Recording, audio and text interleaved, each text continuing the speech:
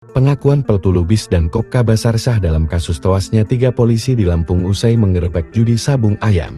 Kapolda Lampung Irjen Pol Helmi Santika membeberkan hasil pemeriksaan sementara terkait tewasnya 3 anggota kepolisian karena ditembak anggota TNI saat penggerebekan sabung ayam pada Senin, 17 Maret 2025.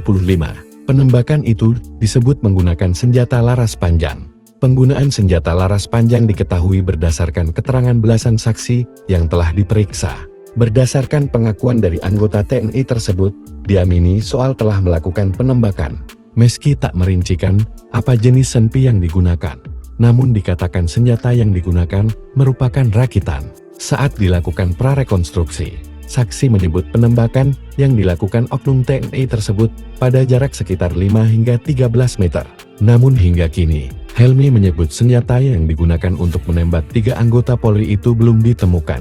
Diberitakan sebelumnya, 3 polisi tersebut gugur saat berusaha membubarkan judi sabung ayam di Kecamatan Negara Batin, Waikanan, Lampung, Senin 18 Maret 2025 sore. Ketiga polisi yang gugur adalah Kapolsek Negara Batin Ibtu Lusianto, anggota Polsek Negara Batin Bribka Petrus Aprianto, dan anggota Satreskrim Polres Waikanan Bribda Enggalip Suryaganta.